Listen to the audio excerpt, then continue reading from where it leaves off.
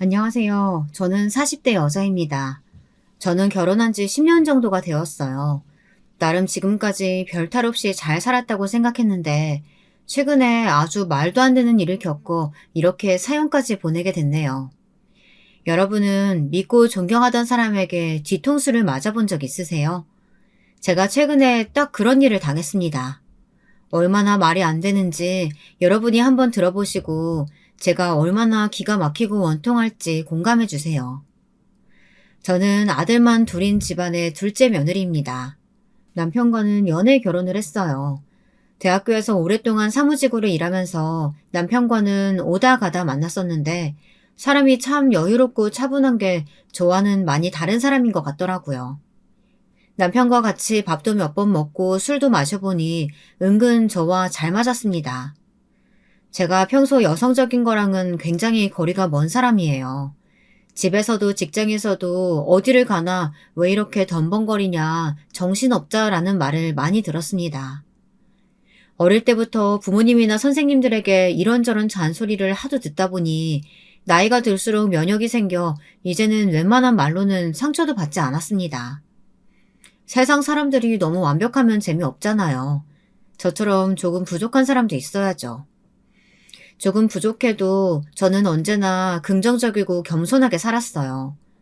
남편은 저의 그런 점이 좋았대요. 무슨 일이 있어도 좋게 받아들이려고 하고 긍정적으로 사는 모습이요. 어떨 땐 조금 태평해 보이기도 하지만 그것마저도 매력으로 보인다고 하더군요. 남편은 저와 데이트하는 동안 제가 어떤 실수를 해도 뭐라고 하지 않고 항상 웃고 넘겨줬어요. 그럴 수 있다면서요. 저는 남편이 바로 제가 기다렸던 사람이라는 생각이 단번에 들었습니다.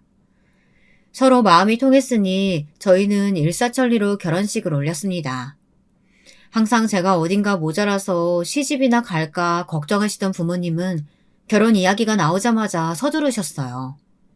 지금까지 제가 그렇게 귀찮으셨나 싶어 조금 서운하기도 했지만 그때는 제가 남편에게 푹 빠져 있을 때다 보니 뭐가 됐든 결혼만 하면 된다고 좋아했죠.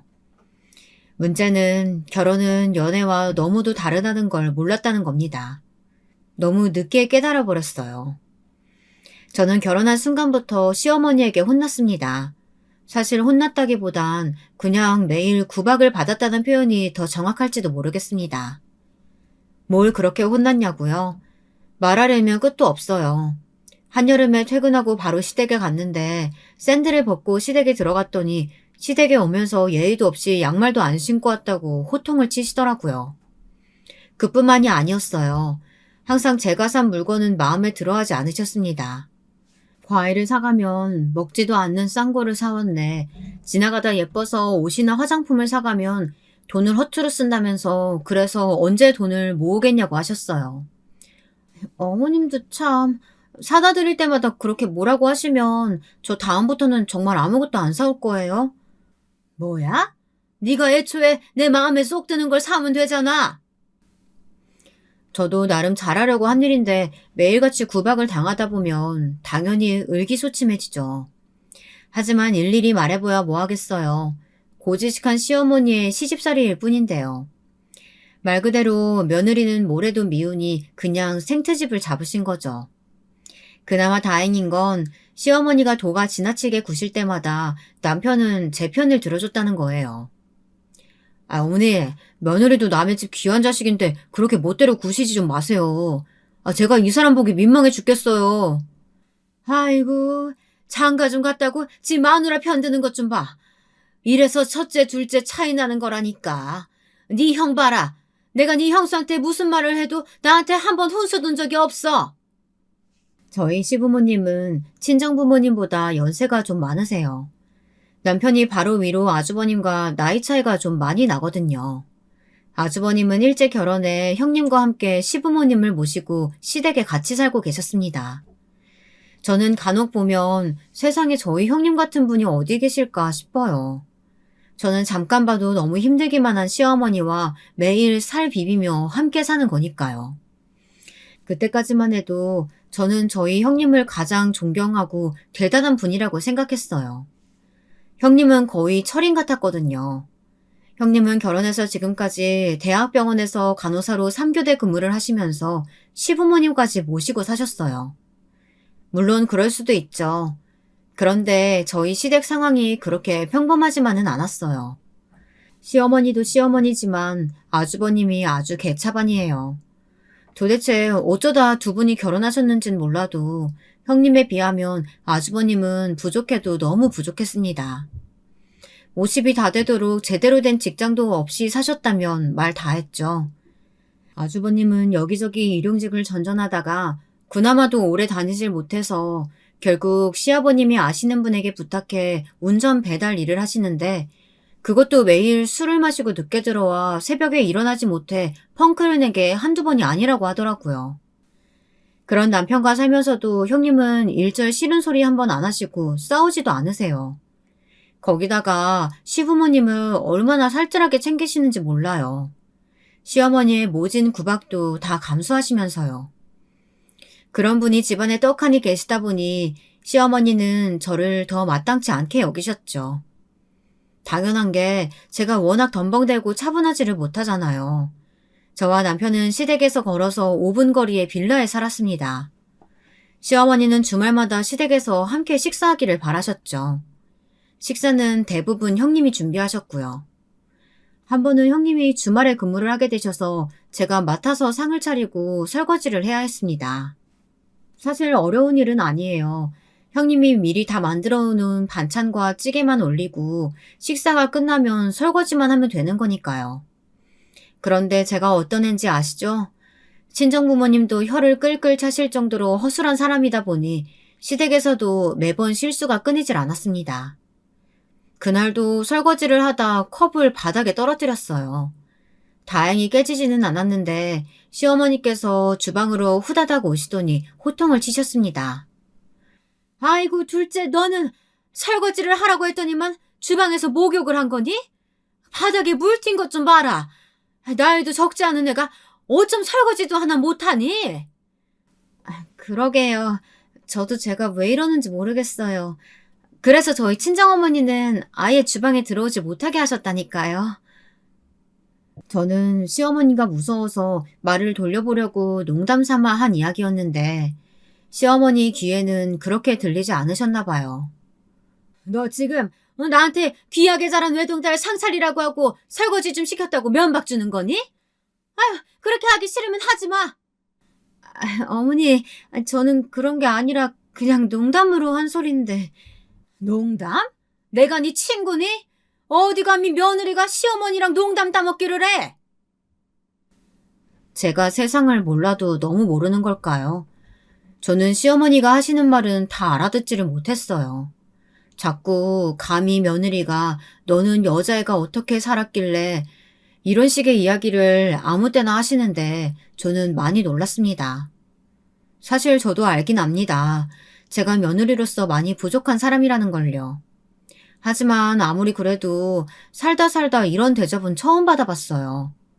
시어머니는 제게 걸레를 던지시며 당장 바닥부터 닦으라고 소리를 지르셨죠. 둘째 너 때문에 주방에 더 있다가는 미끄러져서 골로 가게 생겼다. 아휴, 빨리 바닥에 물기부터 닦아. 그때였습니다. 마침 퇴근한 형님이 거실에 계신 시아버지에게 인사를 하면서 주방으로 들어오시는 소리가 들리더라고요. 어머 동서, 일하고 와서 밥상 차리기도 힘들었을 텐데 설거지까지 하고 있었구나. 내가 와서 도와주려고 빨리 왔는데. 큰애야, 너는 시어미는 안 보이니? 으이구, 며느리가 둘씩이나 있으면 뭘 해. 마음에 드는 물건이라고는 없는데. 이러니 제가 형님을 존경하지 않을 수가 없었습니다. 시어머니가 저에게만 그러시는 거면 저도 그러려니 하겠어요. 그런데 뭐든지 척척 잘하시는 형님에게까지 모진 구박을 하시더라고요. 형님은 지금까지 어떻게 매일 고된 시집살이를 견디셨을까 싶었습니다. 형님은 퇴근하고 오자마자 식사도 안 하시고 주방 정리부터 하셨어요. 거기다가 제게 낯선 살림이라 힘들었을 텐데 고생했다고 위로를 해주셨죠. 시어머니가 말은 저렇게 하셔도 속정은 있는 분이라고 하시면서요. 형님도 아직도 부족해 매일 시어머니에게 혼나지만 그것도 그때뿐이지 뒤끝이 있는 분은 아니랍니다. 저도 저지만 형님도 정신력 하나는 정말 대단한 분이라고 인정했습니다. 형님이 대단한 건 그뿐만이 아니었어요. 보면 볼수록 아주버님이 시어머니를 많이 닮은 것 같더군요. 두 분 다 술을 너무 좋아해요. 술이야 좋아할 수도 있죠.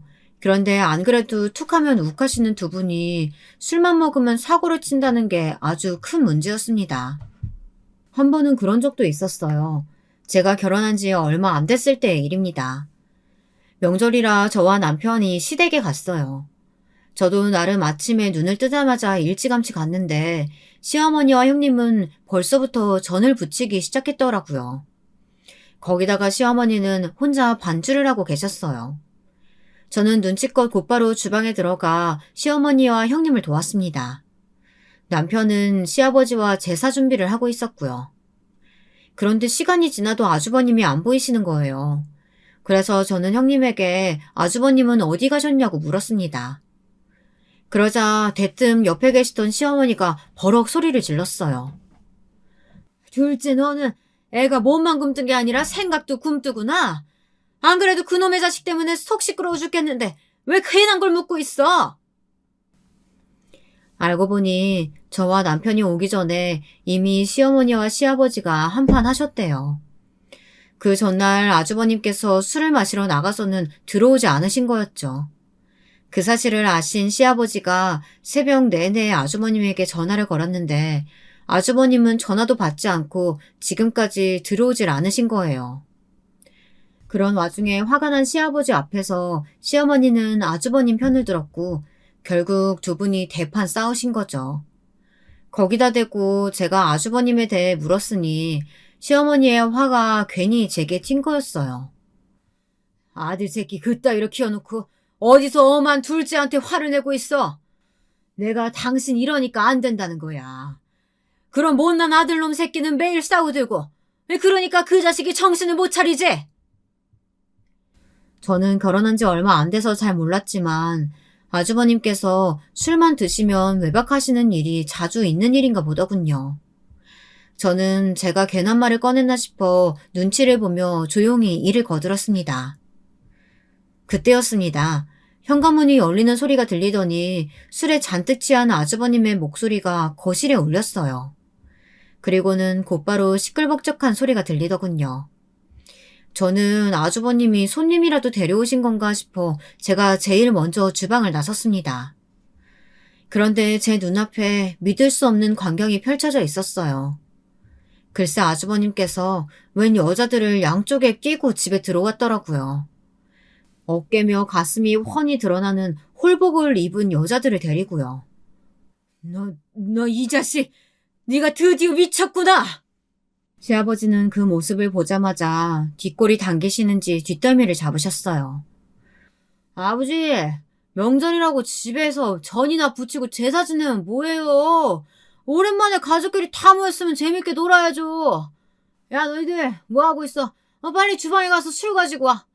재수씨, 우리 같이 춤추고 노래도 부를까요? 아주버님은 완전 술에 취해 정신을 못 차렸어요. 몸도 제대로 못 가누면서 저에게 같이 춤을 추자며 제 앞에서 몸을 흔들더라고요. 형, 이게 뭐 하는 짓이야? 도대체 술을 얼마나 먹은 거야? 양쪽에 여자들을 낀 상태로 고주망태 헛소리를 해대는 아주버님을 남편이 붙잡아 방으로 데려가려고 했습니다. 그런데 그때 시아버지께서 아주버님에게 달려들어 뺨을 찰싹 소리나게 갈기셨어요. 내가 어쩌다가 너 같은 자식을 장남이라고 낳았는지 모르겠다. 지금 당장 이 집에서 나가! 당신 미쳤어? 그렇다고 애를 왜 때려? 너희들 뭐하고 있니? 얼른 우리 집 장남 데리고 들어가. 시어머니는 저런 짓까지 하는 아들이 꼴의 장남이라고 싸고 돌았습니다. 남편은 곧바로 아주버님을 데리고 방에 들어갔고 아버님은 답답하다는 듯 가슴을 치셨어요. 시어머니는 거실에 서 있는 술집 여자들더러 당장 집에서 나가라고 소리치셨습니다. 가관인 건 그 여자들이 시어머니에게 돈을 요구했다는 겁니다. 여기까지 따라오면 아주버님이 돈을 주겠다고 했다네요. 저희 시어머니가 어떤 분입니까? 절대 돈을 주실 리가 없었죠. 그러자 여자들은 이런 경우가 어디 있냐면서 길길이 날뛰었습니다. 그때였어요.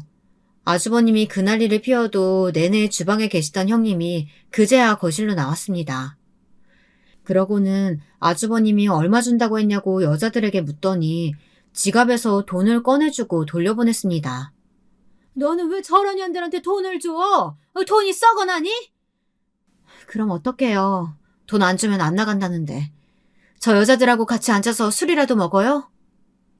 너 남편이 집에 술집 년들 좀 데려왔다고 지금 내 앞에서 큰 소리 치는 거야? 그만 안 해?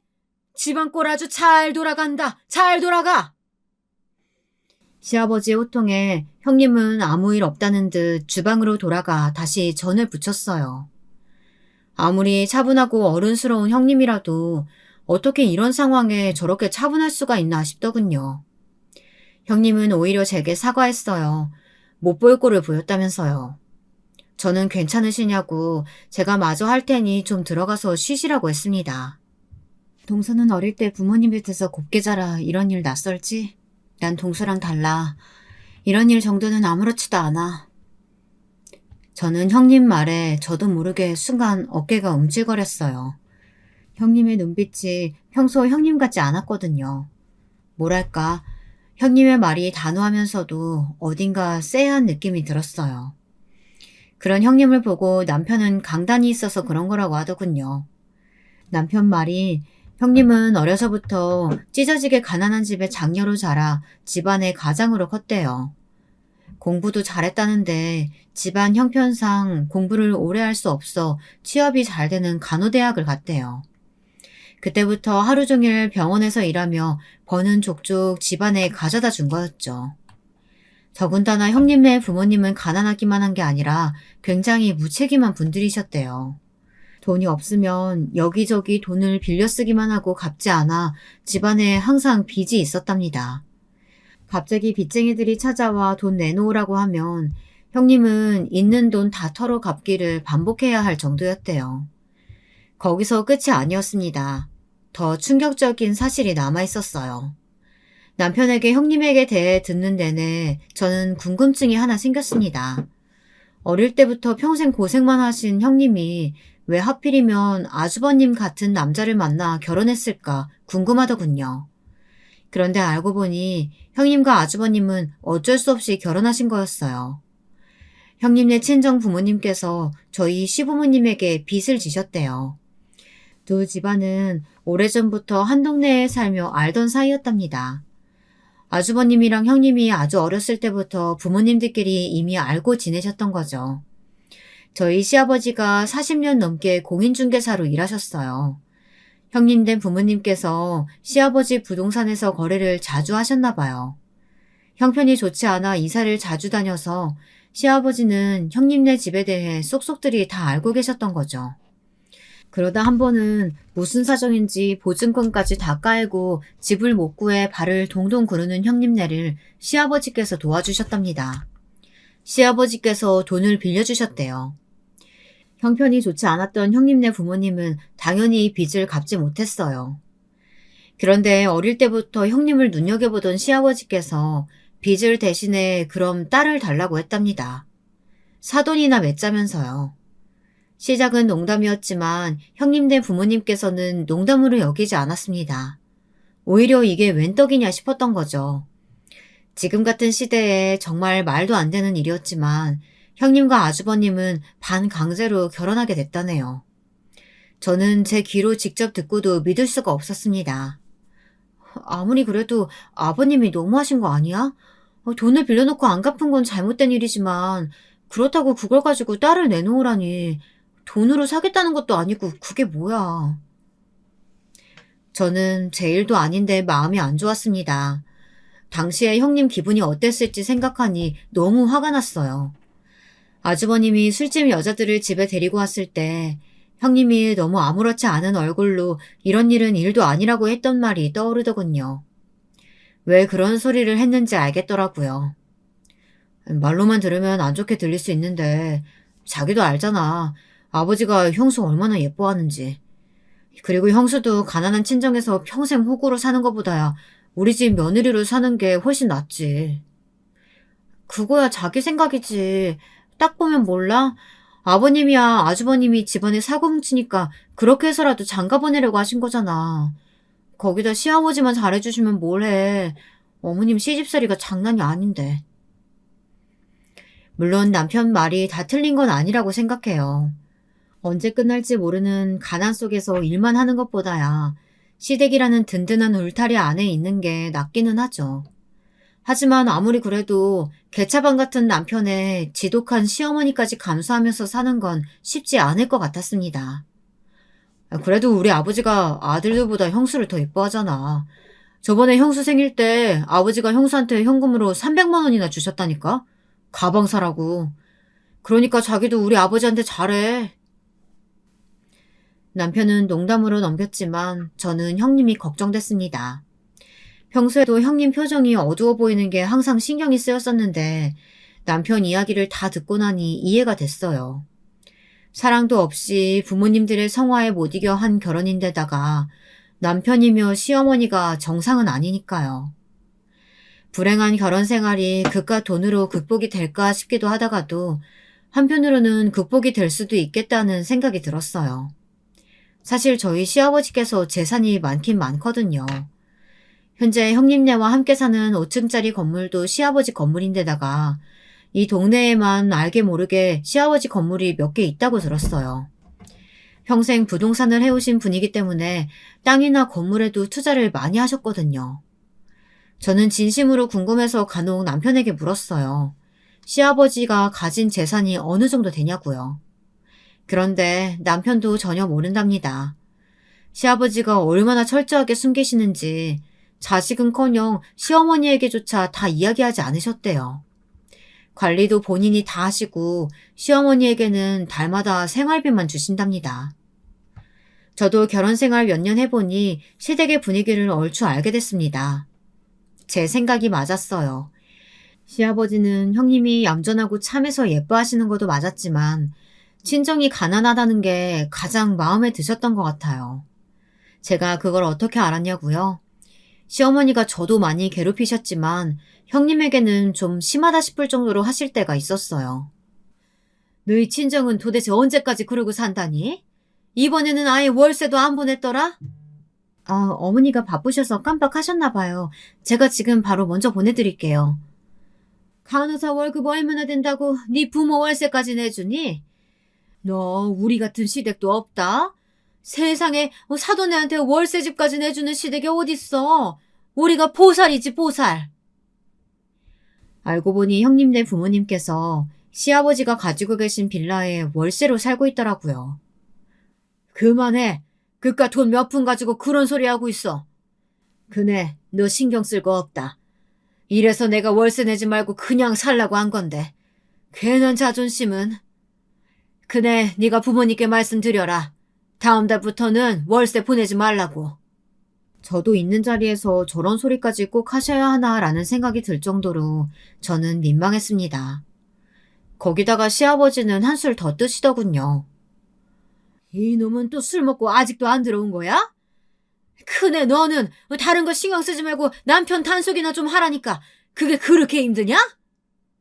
시아버지는 친정 부모님 돈 이야기를 하고서는 곧바로 아주버님을 좀 챙기라고 하시더군요. 시어머니도 시어머니였지만 시아버지도 참 대단하신 분이라는 생각이 들었습니다. 이래서 형님이랑 아주버님을 결혼시킨 거예요. 못난 아들 옆에서 챙길 시녀가 필요했던 거죠. 저는 여러모로 형님이 안쓰러웠습니다. 어머님 아버님 말씀도 안 듣는 사람이 제가 말한다고 듣겠어요? 그냥 그 사람이 원하는 대로 건물 하나 해주시면 아버님 말씀 잘 들을걸요? 그날은 형님도 기분이 상하셨는지 평소와 다르게 할 말을 다 하시더라고요. 저는 속으로 은근 형님을 응원했습니다. 와, 얘 말하는 것 좀 봐. 내가 너 우리 집에 한몫 단단히 잡으려고 시집 온 걸 줄이야 진작 알았지만 진짜 영악하구나. 그게 무슨 말씀이세요? 우리 아들 핑계대면서 네가 한몫 챙기려는 거겠지. 첫째 너 우리 집에 시집 오는 조건으로 너희 집 빚 다 탕감해준 거 잊었니? 설마 그거로도 만족이 안 돼? 어머님, 말씀이 너무 심하시네요. 제가 진빚도 아닌데 자꾸 그거 가지고 약점이라도 잡은 것처럼 구시는데 저 너무 힘들어요. 그리고 지금까지 제가 일하면서 어머니 아들 먹여 살린 거 생각 안 하세요? 그 사람 저 아니었으면 지금까지 손가락 빨았을 거라고요. 웃기고 있네. 우리가 너희 부모 같은 줄 아니? 우리 아들 손가락 왜 빨게 해? 그리고 네가 받은 월급 친정에 퍼다 주는 거 내가 모를까 봐? 시어머니 특기가 원래 확인도 되지 않은 말을 가지고 꼬투리를 잡는 거였어요. 저는 아무래도 이대로 있으면 안 될 것 같아 시어머니에게 고정하시라고 말렸습니다. 그런데 그때 형님께서 시어머니를 차가운 눈으로 확 쏘아보더니 집을 나가버리시더라고요. 그런 형님의 태도에 시어머니는 화를 내셨지만 저는 이해가 됐습니다. 오히려 지금까지 이런 모욕을 참고 사셨다는 게 대단하기만 했습니다. 그날 일이 있고 저는 걱정이 돼서 몇 번 시댁을 갔었는데요. 다행히도 전과 특별히 달라진 건 없어 보였어요. 오히려 전보다 형님과 시아버지 사이가 더 좋아 보이더라고요. 제가 갔을 때 시아버지가 식사도 안 하시고 입맛이 없다며 방에 들어가 버리셨어요. 그러자 형님이 자리에서 일어나 과일과 떡을 데워 따로 시아버지에게 가져다 드리더라고요. 저는 역시 형님이다 싶었습니다. 그런데 얼마 뒤 믿기지 않는 일이 벌어졌습니다. 갑자기 시어머니가 사라지셨어요. 아니, 집을 나가셨습니다. 믿기지 않았지만 시아버지 말씀이 시어머니께서 상간남이 있었대요. 그래서 얼마 전 갔을 때 시아버지는 식사도 못 하실 정도로 컨디션이 좋지 않았던 거예요. 시어머니의 불륜 사실을 가장 먼저 한 건 형님이었습니다. 형님이 시어머니 핸드폰에서 이상한 걸 발견했답니다. 핸드폰에 저장되지 않은 모르는 번호와 여러 번 전화통화를 하고 주고받은 메시지까지 있었대요. 아무래도 메시지 내용이 이상했던 형님은 시어머니를 미행했답니다. 그런데 시어머니께서 불륜을 저지르고 있었던 게 맞대요. 그 남자와 서로 손도 잡고 스킨십도 하는 모습까지 똑똑히 봤답니다. 그 일에 대해 형님이 시어머니를 추궁했더니 시어머니께서 집을 나가버렸대요. 저는 믿기지 않았습니다. 시어머니가 물론 좋은 분은 아니었지만 아무리 그래도 금이야 오기야 하는 아들들을 두고 고작 남자 때문에 집을 나갈 뿐이라는 생각이 들지는 않았거든요. 하지만 형님 말이다 보니 안 믿을 수가 없었어요. 형님이 절대 거짓말을 할 분은 아니니까요. 내가 이럴 줄 알았어. 그 망할 놈의 옆에 내가 결국은 날 배신할 줄 알았다고. 시어머니 일로 시아버지는 충격이 크셨던 것 같아요. 여전히 식사도 잘 못하시고 정신도 온전치 않으셨어요. 꼭 정신줄을 놓은 사람처럼 하루 종일 멍한 얼굴로 창밖만 보고 계시다가 갑자기 눈물을 펑펑 쏟으시기도 했어요. 저와 남편 그리고 형님까지 걱정이 이만저만이 아니었습니다. 그런데 아주버님은 아직도 정신을 못 차리고 이상한 소리를 하셨어요. 고민할 게 뭐 있어? 다 늙어서 남자한테 미쳐서 집 나간 엄마 걱정해봐야 뭐해. 돈 가지고 도망갔으니까 당연히 신고부터 해야지. 시어머니가 사라지시고 시아버지 통장도 같이 사라졌어요.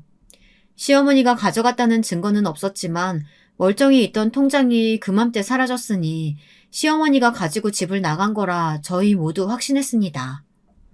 통장에 있는 돈이래봐야 몇 천만 원인데 그거 가지고 엄마를 경찰에 신고해? 못할 건 또 뭐야? 어디 할 짓이 없어서 할머니가 바람을 피우기를. 그때까지도 저희는 시어머니가 정말 상간남과 집을 나갔나 보다 했어요. 시아버지도 형님도 너무 확실하게 얘기했으니까요. 사실 솔직하게 말하자면 저도 평소 시어머니를 별로 좋아하지도 신용하지도 않다 보니 들리는 대로 믿었던 것 같아요. 거기다가 정말 이상했던 건 형님이었어요. 갑자기 형님이 일을 그만뒀습니다. 조카가 태어났을 때도 학교에 들어갔을 때도 형님은 꼭 수간호사가 되겠다며 일을 그만두지 않았대요. 그런데 시어머니가 집을 나가자마자 일을 그만뒀어요. 저는 아무래도 형님에게 제가 모르는 일이 있는 건 아닌가 싶어 걱정됐습니다. 그래서 여러 번 물었어요. 무슨 일이 있는 건 아니냐고요. 혹시 제가 도울 일이 있다면 돕겠다고도 했습니다. 그런데 형님 말이 시아버지가 아무래도 걱정돼서 형님이라도 곁에 있어드려야 할 것 같다고 하더라고요. 저는 티는 내지 않았지만 사실 많이 놀랐어요. 형님과 시아버지의 사이가 좋다는 건 예전부터 알고 있었지만 형님이 이 정도로 깊게 생각하고 계실지는 몰랐거든요. 자신의 생활까지 다 내려놓으면서까지요. 그러던 어느 날이었습니다. 그날은 제가 퇴근하고 오는 길에 과일을 너무 많이 사서 형님네랑 나눠 먹을까 싶어 전해드리려고 잠깐 시댁에 들렸습니다. 그런데 현관 앞에 아주버님이 서서 주변을 두리번거리고 계시더라고요. 저는 무슨 일인가 싶어 아주버님에게 왜 나와 계시냐고 물었습니다. 재수씨, 혹시 오는 길에 와이프랑 아버지 못 봤어요? 분명 금방 나간 것 같은데. 어디로 사라졌는지를 모르겠네. 아주버님은 뜬금없이 형님과 시아버지를 찾으셨습니다. 제가 오는 길에 보지 못했다고 하자 아주버님께선 갑자기 땅바닥을 발로 쿵 차며 소리를 지르더라고요. 아이, 미치겠네. 도대체 매일 밤 둘이 어디 가는 거야? 아주버님 말에 놀라 저는 그게 무슨 말이냐고 물었습니다. 그러자 돌아오는 아주버님의 말이 아주 기가 찼습니다. 글쎄 형님께서 일을 그만두시고 난 이후 집안에 이상한 일이 한두 가지가 아니랍니다. 분명한 건 형님이 시아버지랑 자꾸만 어디론가 사라진대요. 처음엔 저녁에 함께 산책 다녀온다며 하루 이틀 나가더니 요즘은 밤낮 할 것 없이 수시로 둘이 나가 한참이 지나서야 온답니다. 시아버지는 집에 들어오자마자 피곤하다며 방에 들어가 주무셨고 형님은 아주버님이 어딜 갔다 왔냐고 물어도 별 대답이 없었대요. 그냥 시아버지께서 자꾸 소화가 안 된다고 하셔서 산책을 다녀왔다고만 한대요. 저는 형님이 뭐하러 거짓말을 하시겠냐고 했어요. 그럴 이유가 뭐가 있냐고요. 그러자 아주버님은 그냥 넘어갈 일이 아니랍니다. 분명 두 사람 사이에 우리가 모르는 비밀이 있다고요. 거기다가 시아버님이 요즘 너무 이상해지셨대요.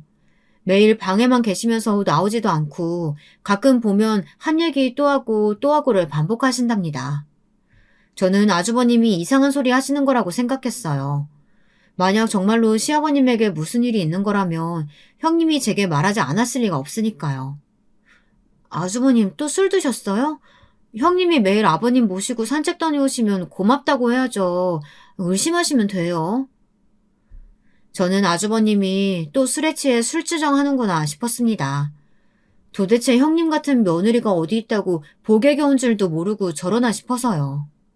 내 얘기가 믿기지 않으면 재수씨가 내일부터 집에 와서 한번 확인해봐요. 매일 밤에 둘이 사라진다니까요. 아주버님이 자신을 믿어달라며 저렇게까지 흥분한 모습은 저도 처음이라 신경이 쓰이긴 했습니다. 저는 집에 돌아가 남편과 상의했어요. 그런데 역시나 남편도 아주버님을 믿지 못했습니다. 안 그래도 요즘 아버지 상태 안 좋아서 형수가 혼자 아버지 돌보느라 고생하는데 형은 왜 아직도 정신을 못 차리는 거야? 그럴 시간에 형수나 좀 도와주지. 남편은 형님에게 미안하다면서 앞으로는 우리가 조금 더 시아버지를 챙기자고 하더군요. 정작 자신도 아들인데 형님만 너무 믿고 있었다고요. 듣고 보니 남편 말이 맞았어요. 형님께서 평생 열심히 해온 병원 일까지 그만두고 시아버지를 돌보고 계신데 저희도 가만히 있을 수는 없었습니다. 첫째고 둘째고 다 같은 자식이고 며느리인데 저도 시아버지를 좀 챙겨드려야겠다 싶었습니다. 저는 퇴근길마다 시댁에 자주 들렸어요. 없는 솜씨지만 반찬도 해서 가져다 드리고 시아버지가 좋아하시는 과일이란 간식도 사서 자주 들렸습니다. 그런데 아주버님 말이 맞았어요. 그 늦은 시간에 정말 형님과 시아버지는 집에 안 계셨습니다. 하루 이틀은 저도 잠깐 산책하셨나 보다 했는데 일주일이 넘어가니 이상하긴 하더군요. 저는 남편에게 이야기했습니다. 아주버님에 이어 저까지 같은 이야기를 하니 남편도 이상하다 싶었는지 내일은 함께 가보자고 하더군요. 저희는 다음 날 바로 비슷한 시간에 시댁에 갔습니다. 역시나 집안 불이 다 꺼져 있었어요. 남편과 저는 이상해서 곧바로 아주버님과 형님에게 전화를 걸었어요. 그런데 아무도 전화를 안 받더군요. 남편과 저는 그대로 집을 나왔습니다. 그때였습니다. 계단 아래쪽에서 익숙한 목소리가 들렸어요. 뭔가 아이처럼 웅얼거리는 소리 같긴 했지만 분명 시아버지의 목소리였습니다. 저와 남편은 놀라 소리가 나는 쪽으로 따라 내려갔어요. 그런데 누군가 지하실 쪽으로 내려가는 인기척이 났습니다. 아무래도 아버지랑 형수가 지하실에 있는 것 같은데? 지하실? 형님이 아버님이랑 둘이 지하실에 왜 가겠어? 거기서 뭐 할 게 있다고. 저와 남편은 뭔가 불길했습니다. 아주버님 말대로 시아버지와 형님 사이에 뭔가 있다는 느낌이 들었거든요. 저희 두 사람은 세차게 뛰어대는 심장을 부여잡으며 지하실로 향했습니다. 지하실 한편에 작은 창고가 있었는데 그 안에 누가 있는지 살짝 불이 켜진 게 보이더라고요. 저와 남편은 창고로 다가갔습니다. 조심스레 문을 열고 안을 확인했더니 불만 켜져 있고 창고 안에는 아무도 없더군요. 분명 이상했습니다. 시아버지가 지하로 내려가는 걸 분명 봤는데 도대체 어디로 사라졌는지 감쪽같이 안 보이더라고요. 그 순간 이상한 점 하나가 눈에 띄었습니다. 창고 벽에 커다란 책장이 하나 있었어요. 이것저것 낡은 공구들이 아무렇게나 어질러져 있는데 그 옆으로 작은 틈이 보이더라고요. 저는 혹시나 하는 마음에 그 틈에 손을 넣어 당겼습니다. 어머, 이게 뭐야? 저는 직접 제 눈으로 보고도 믿을 수가 없었습니다. 글쎄 책장이 문처럼 열리더라고요. 그리고 그 뒤에 펼쳐진 광경은 정말 경악 그 자체였습니다. 창고 안 비밀의 벽 뒤에는 말도 안 되게 커다란 금고가 있었어요. 그 안에 있는 건 금고뿐이 아니었습니다. 저희가 애타게 찾던 시아버지와 형님이 바로 거기에 있었어요.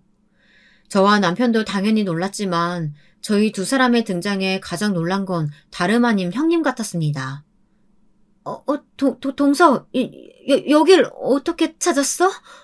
활짝 열린 금고 안에는 현금이 다발로 높게 쌓여져 있었고 땅 문서와 매매 계약서 그리고 금두꺼비까지 있었습니다. 재벌들이 집에 금고를 숨겨두고 현금이나 금괴를 숨겨둔다는 이야기는 드라마 속에나 나오는 건 줄 알았는데 실제로 제 두 눈으로 확인해 보니 보고도 믿기지가 않더군요. 여기서 끝이 아니었습니다. 더 믿기지 않는 광경은 시아버지였어요. 이렇게까지 꽁꽁 자신의 재산을 숨겨둘 정도로 치밀하신 분이 형님에게 금고를 열어주었다는 것도 이상하지만 아버지의 행색 또한 이상했습니다. 저와 남편이 창고에 나타났는데도 전혀 신경 쓰지 않으시고 금고 옆에 작은 테이블에 앉아 크림빵을 입 주변에 다 묻히시고는 드시고 계셨어요. 그리고 우유 옆에 무슨 약인지 모를 약들이 놓여 있었습니다.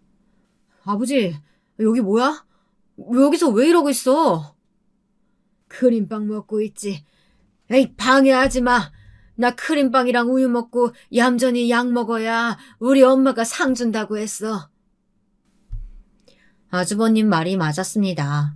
시아버지의 상태가 이상했어요. 저는 시아버지의 모습에 놀라 어안이 벙벙해 말이 나오질 않았습니다. 아버지, 그게 무슨 소리야? 엄마라니. 여기 할머니가 어디 있다 그래? 저기 우리 엄마 있잖아. 엄마, 나 이제 약 먹을게요.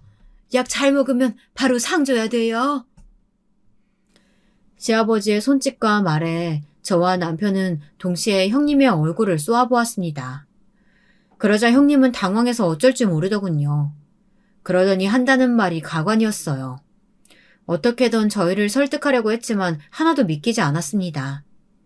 저는 우선 아버님이 드시려고 하는 약부터 빼앗았어요. 시아버지는 약을 달라고 제게 소리를 쳤습니다. 약 안 먹으면 상을 받을 수 없다고 울고불고 하셨죠. 저는 단호하게 약을 주머니에 챙겼습니다. 지금 눈앞에 펼쳐진 이 상황이 도대체 어떤 상황인지 알아야 하니까요. 동서 서방님, 날 왜 그런 눈빛으로 봐요?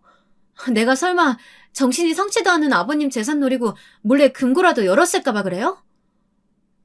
그럼 이게 무슨 상황인데요? 아버님 저 지경 되실 때까지 왜 우리한테 말 안 했어요? 아버님이 치맥기 있으신 건 맞는데 아버님이 나한테 비밀로 해달라고 했어. 아버님 성격 알잖아. 자존심 무지 강하신 거. 어머님 일도 있었는데 아들들한테 또 상처 주기 싫으시다면서 당분간 비밀로 해달라고 하셨어. 처음엔 저도 남편도 형님 말에 깜빡 속아 넘어갈 뻔했습니다. 그럴 만한 게 평소 형님이 시부모님께 워낙 잘했어야 말이죠. 그런데 다음날 바로 모든 진실은 밝혀졌습니다. 형님이 시아버지에게 밤마다 먹인 약에 대해 알게 되자 모든 비밀의 실타래가 풀렸어요. 그 약봉지에 적혀있던 약국 번호로 전화를 했는데 글쎄 그게 약국 전화번호가 아니더라고요. 집에서 멀지 않은 곳에 위치한 정신병원이었습니다. 저와 남편은 곧바로 그 병원으로 찾아갔어요. 그리고 병원 관계자에게 상황을 설명했죠. 치매 증상이 있으신 시아버지께서 여기서 지어주신 이 약을 먹고 계셨다고요. 그러자 그 정신병원에 근무하는 약사가 너무 놀라더군요. 절대 그럴 리가 없는데 어떻게 그런 일이 일어날 수 있냐고요. 그리고 지금 당장 못 드시게 하시고 바로 병원부터 가서 담당의에게 이야기하라고 했습니다. 약사 말이 이 약은 이 병원에 있는 알코올 중독 환자들에게만 처방된 약인데 도대체 어디서 구한 거냐고 따져 묻더라고요. 병원 특성상 약물이 외부로 유출됐을 리 없다고요. 저희도 답답해 미칠 노릇이었습니다. 시아버지가 치매 증상이 있기는 해도 여긴 알코올 중독 전문 정신병원인데 여기서 약을 지었을까 싶어서요. 약사는 곧바로 병원 기록을 확인해 줬습니다. 그런데 시아버지가 병원에 온 기록은 없었어요. 잠시 뒤 놀랄만한 일이 벌어졌습니다. 이 약의 주인을 찾았어요. 병원 직원과 약사가 진료 기록을 보면서 중얼거리는 소리를 들었는데 그중 익숙한 이름이 들렸거든요. 바로 저희 시어머니의 이름이었습니다. 저와 남편은 놀라 곧바로 저희가 아는 이름이라고 혹시 이 병원에 계신 거냐고 물었습니다. 병원 직원은 바로 주민번호와 이름을 확인했어요. 네, 맞았습니다. 상간남과 집을 나갔다는 저희 시어머니께서 바로 이 정신병원에 계셨습니다. 저희는 직접 시어머니를 만날 때까지도 설마설마 했어요. 그런데 정말 병원 안에 저희 시어머니가 계셨습니다. 시어머니는 저희를 보자마자 눈물을 쏟았어요. 왜 이제야 왔냐고요. 바짝 말라 엉망이 된 시어머니의 얼굴을 보는데 절로 저까지도 눈물이 나더군요. 정말 몰랐습니다. 지금까지 시댁에 가까이 살면서 제가 이 정도로 가족들에게 무지했나 싶었어요. 저도 남편도 그리고 시아버지, 시어머니까지도 모두 형님을 너무 믿고 있었던 거죠. 형님 말만 믿고 있었던 자신이 너무 미웠습니다. 이야기는 이랬어요. 형님이 언제부터 이 계획을 짰는지는 모르지만 꽤 오랫동안 혼자 준비한 것 같더군요. 처음에 이 집에 시집 온 게 부당하다고 생각해서 그런 건지 아니면 결혼하고 보니 시어머니가 말도 안 되는 거로 본인을 괴롭히니 그거에 화가 나서 그런 건지 지금까지도 모릅니다. 형님이 말하지 않고 있거든요. 하지만 아무리 그렇다고 해도 방법이 아주 잔인했어요. 시어머니가 술을 좋아하시기야 했지만 항상 술에 취해서 저희를 구박하신 건 아니었어요. 그냥 시어머니 자체가 며느리들을 무시하고 괴롭히는 분이었죠. 어떻게 보면 그것도 정신병일 수도 있지만 분명한 건 알코올 중독은 아니라는 겁니다. 형님은 시어머니를 어떻게 정신병원에 입원시킬 수 있었던 걸까요? 그것도 알코올 중독으로요. 알고 보니 형님을 시어머니가 구박할 때마다 술을 먹고 자신에게 심하게 행동한 것처럼 일일이 다 녹취하고 동영상도 찍어놨더라고요. 역시나 저와 달리 철두철미한 사람이었습니다. 거기다 하루는 아예 작정하고 시어머니를 자극했답니다. 집안에는 아무것도 없었고 어머니와 형님 둘뿐이었대요. 주방 정리가 하나도 안 되어 있길래 시어머니가 구박을 좀 했더니 형님이 위협적인 얼굴로 달려들어 욕을 하고 시어머니를 쏘아붙였답니다. 평소 시어머니 말이라면 껌뻑 죽던 며느리가 생판 난리를 치니 시어머니가 참을 리 없었죠. 그런데 그때 말도 안 되는 일이 일어난 거예요. 시어머니가 소리를 지르자마자 형님이 갑자기 다가와 퍽 소리가 날 정도로 시어머니 머리통을 갈겼답니다. 거기에 시어머니가 흥분해 형님에게 물건을 집어던지고 이것저것 깨부신 거죠. 그 순간 형님의 행동이 기가 막힙니다. 갑자기 바닥에 부서진 파편 위로 쓰러지더니 그 위를 뒹굴었대요. 그러면서 소리까지 질렀답니다. 어머니 왜 이러세요? 하지 마세요. 제발 그만해요! 어머님이 물건을 집어던진 시점부터 다 동영상으로 찍고 있었답니다. 엉망이 된 바닥에서 혼자 한참을 굴렀으니 형님이 입고 있던 옷은 다 찢어지고 몸은 여기저기 상처가 났대요. 그러고는 형님이 바로 경찰에 신고한 거죠. 우리 시어머니 평소에도 술만 드시면 저한테 욕하고 때리셨어요. 근데 오늘은 정말 제가 죽을 것 같아서 안 되겠더라고요. 그래서 신고했습니다. 뭐야? 내가 술만 먹으면 너를 때렸다고? 이런 미친년을 봤나? 네가 아주 시어머니를 잡아먹으려고 작정을 했구나. 경찰들은 난장판이 된 현장과 동영상, 그리고 형님의 엉망이 된 몰골을 봤으니 형님의 말을 믿을 수밖에 없었죠. 거기다가 시어머니 성격이 보통이신가요? 그런 상황에서도 난동을 부리면서 형님을 가만 안 두겠다고 달려드시니 현장에서 바로 경찰에게 체포가 됐습니다. 시어머니는 그 자리에서 바로 조사를 받고 정신병원에 응급 입원을 하게 된 거죠. 저와 남편은 의아했습니다. 아무리 상황이 그랬어도 그렇지 알코올 중독이 아닌데 어떻게 시어머니가 입원까지 하게 되신 건가 해서요. 그런데 더 기가 막혔던 건 조사와 검사가 다 끝나고 나서 형님이 시아버지를 모시고 와 직접 정신병원 입원 서류에 동의서를 제출했다는 겁니다. 시아버지도 시어머니와 알코올 중독 증상 때문에 힘들었다고 진술까지 했다네요. 아무리 형수가 그렇게 했어도 어떻게든 나한테 연락을 했었어야지. 저도 저였지만 남편은 충격이 컸어요. 지금까지 이런 정신 나간 여자를 믿고 부모에게 안일했었다는 게 후회가 된다면서 시어머니를 안고 주저앉아 한참을 울었습니다. 네 형수가 보통 년인 줄 알아? 네 아버지 먹는다는 그 약, 그거 내가 준 거야. 네 형수가 나한테 일주일마다 한 번씩 면회 올 테니까 미리 약 하나씩 빼돌려 놓으라고 했어. 그거 자기한테 달라고. 자기가 시키는 대로 해야 여기서 빼준다고. 세상에 이런 반전이 있을 수 있을까요? 저는 그런 여자를 지금까지 대단하다고 존경했습니다. 저는 이야기를 들으면 들을수록 믿기지 않아 입이 다물어지지 않더군요. 저와 남편은 곧바로 시어머니를 모시고 병원에서 나왔습니다. 그리고 경찰서부터 가서 사건 접수를 했어요. 아무래도 저희끼리 해결하기엔 보통 일이 아닌 것 같아서요. 그날 이후로 어떻게 됐냐고요? 매일매일 새로운 진실이 펑펑 터졌습니다. 형님은 결국 구속됐어요.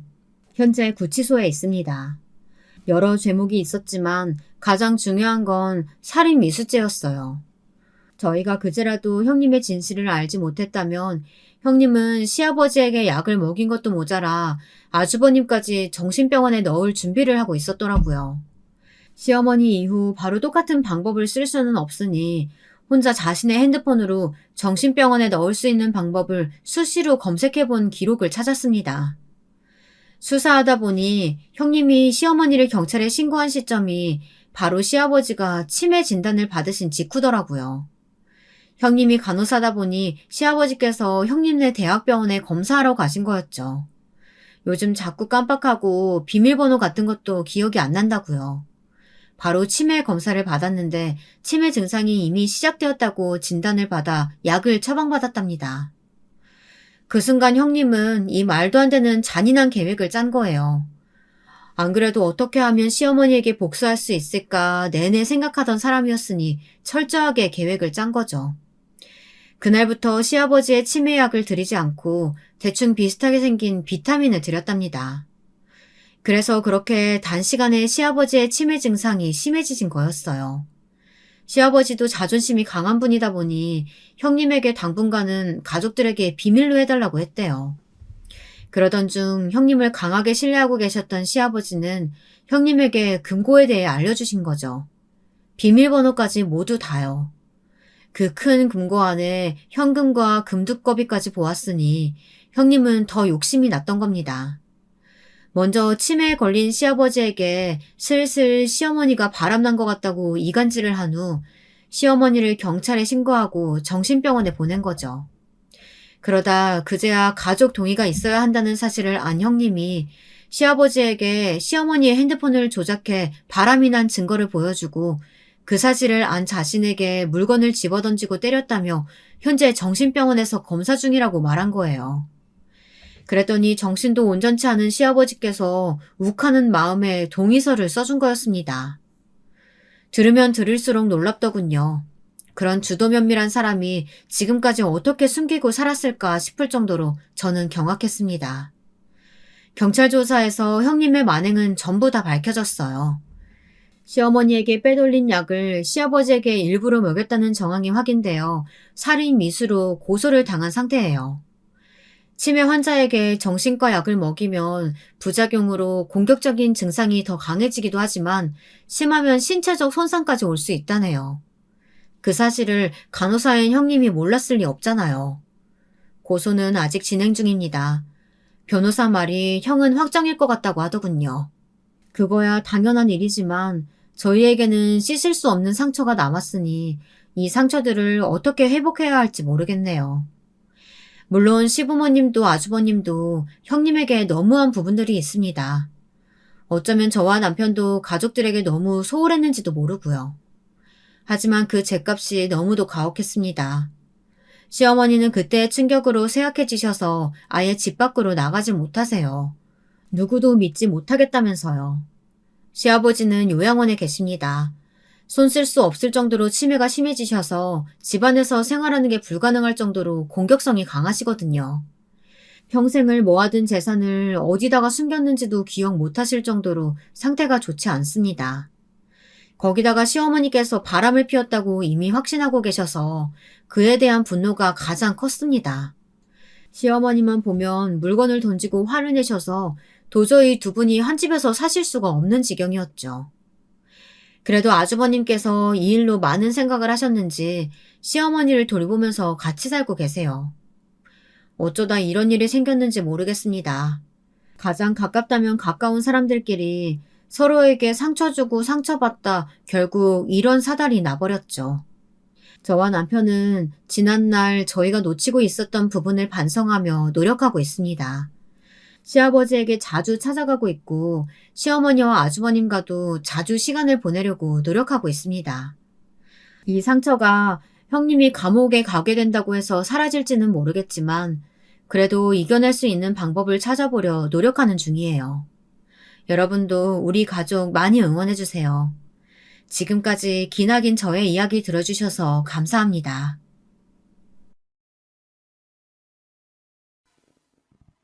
안녕하세요. 저는 청주에 사는 30대 여자입니다.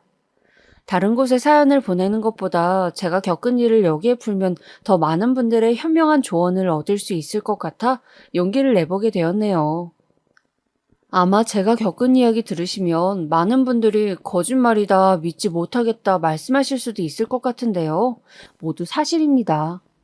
저 역시 이 일을 겪고 나선 힘들고 괴로운 시간을 보냈고 지금은 겨우 마음을 치유한 상태이고요. 딸이라 생각해 주시고 이야기 잘 들어주시면 고맙겠습니다. 덤으로 좋은 댓글도 남겨주시면 꼼꼼히 읽어보겠습니다. 저희 집은 가난했지만 행복한 집안이었습니다. 사실 가난하면 불행할 확률이 높다고들 말하잖아요. 돈이 없으니 부부간의 싸움도 많을 거고 아이들도 그 부모 아래에서 크면 행복하지 않을 거라고요. 그러나 저는 그 경우가 결코 일반적이라고 생각하지 않아요. 저는 몸이 불편하신 어머님과 혼자 외벌이를 하셨던 아버님 아래에서 오빠와 함께 지하 단칸방에 살았지만 유년 시절 소소하고 행복한 기억이 가득하니까요. 저희 어머니부터 이야기를 드리면 어머니는 하지마비로 휠체어를 타셔야 하는 분이었어요. 그래서 어렸을 땐 할머니가 와서 어머니를 돌보셨고 저희가 좀 크고 났을 땐 직접 어머니를 돌보곤 했어요. 어머니는 사실 나이에 비해 굉장히 소녀 같으신 분이었어요. 어머니와 대화를 하다 보면 부모님보다는 친구 같다는 느낌을 많이 받을 정도로요. 어머니의 휠체어를 끌고 시장에서 옷 구경하는 게 저희 모녀에겐 제일 소중한 취미이자 여가 활동이었답니다. 아버지는 택시 운전수이셨는데 택시 운전을 하시고 돌아오시면 그 힘든 와중에도 저희 먹으라고 간식거리를 하나씩 사들고 오셨어요. 겨울엔 군고구마나 붕어빵 같은 것들을 품에 안고 오셨기에 저희는 군고구마 냄새만 맡아도 아버지가 오셨다는 걸 알 수 있었죠. 그렇게 저희는 부모님의 따뜻하고 온전한 사랑을 받으며 자랐고 가난하지만 단란한 가정이었습니다. 물론 가난이 버겁지 않았던 건 아니에요. 가난으로 인해 놀림 대상이 되기도 하고 따돌림을 당하기도 했으니까요. 그중 가장 힘들었던 건 친구들의 외면이었습니다. 야, 너네 집 저기 꼭대기에 있는 집이라며? 거기 거지들만 사는 집이라던데. 너 진짜 그 집 살아? 아니야. 우리 집 거지 사는 집 아니야. 내가 맨날 쓸고 닦아서 깨끗해. 에이, 거짓말하네. 우리 엄마가 그러는데 거기는 못 사는 사람들만 사는 곳이래. 너희 집 못 살아? 아이들이 동그랗게 눈을 뜨고 순수한 얼굴로 묻는 그 말에 저는 아무런 대답도 하지 못했습니다. 창피하고 부끄러운 마음이 들어 도망치고 싶을 뿐이었죠. 그때 이런 생각이 들었어요. 왜 우리 집은 거지 집이라 불리는 걸까? 우리 집도 꼭대기가 아닌 낮은 데 살면 좋을 텐데. 그럼 애들한테도 놀림받지 않을 수 있을 텐데. 그렇게 100개도 넘는 계단을 오르며 잠시 원망하는 마음이 들기도 했어요. 아이들은 일부러 저를 놀이에서 끼워주지 않기도 했고, 제가 지나가면 똑같은 옷을 입고 다닌다며 수근거리기도 했어요. 차라리 다 못 살면 그나마 나았을 텐데, 그 반에선 저만 못 사는 집 아이였으니 무리해서 따돌리기 딱 좋았을 거예요. 그래서 저는 아주 어렸을 땐 학교라는 공간을 좋아하지 않았어요. 학교에 가는 것이 무서웠고 하나도 즐겁지가 않았어요. 오늘은 안 좋은 일이 일어날까봐 때론 두렵기도 했었죠. 저희 오빠 역시 저와 사정이 다르지 않았는데요. 오빠가 만약 축구를 했다면 같이 뛰어놀면서 친구를 만들 수도 있었을 텐데 원체 뛰어노는 걸 별로 좋아하지 않는 성격이라 저처럼 친구 사귀기도 힘들어했어요. 그래서 학교만 갔다 오면 저나 오빠나 표정이 늘 시무룩해 있었죠.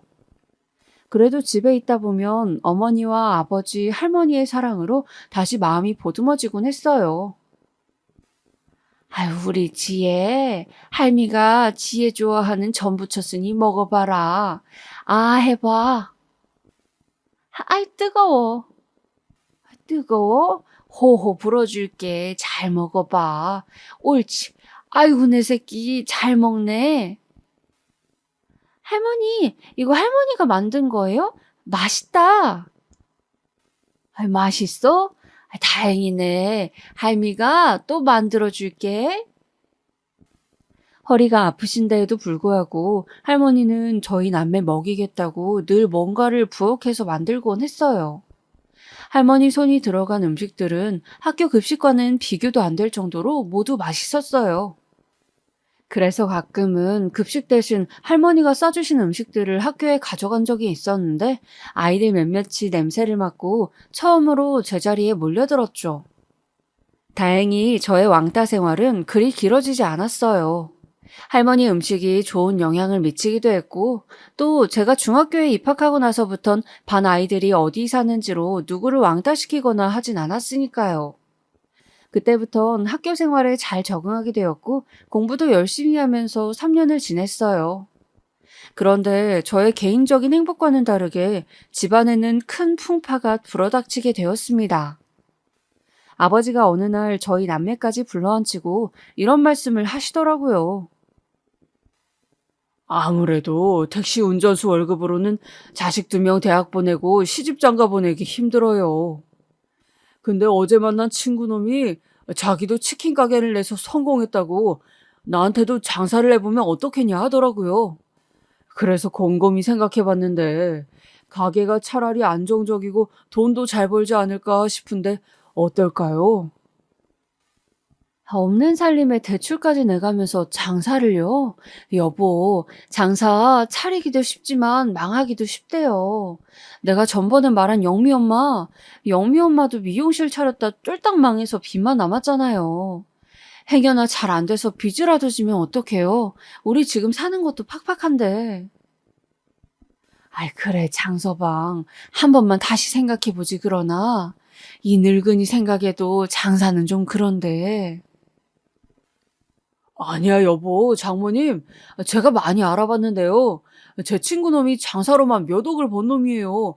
노하우도 잘 알고 어떻게 해야 가게가 굴러가는지도 아는 놈이에요. 제가 사정이 하도 힘들다고 하니 이번에 특별히 같이 하자고 끼워준 겁니다. 저 정말로 우리 자식들 잘 키우고 싶습니다. 장모님도 잘 모시고 싶어요. 근데 그러려면 돈이 절실합니다. 돈이 있어야 살아요. 우리도 언제까지 이 꼭대기층에 살 수는 없는 거잖아요. 저 한 번만 믿어주십시오, 네? 아버지의 말에 할머니도 엄마도 모두 어려운 얼굴이 되셨습니다. 아버지가 이렇게 뭔가를 간절하게 말씀해 보신 적이 없으셨거든요. 저도 아버지의 그런 표정은 처음 봤고요.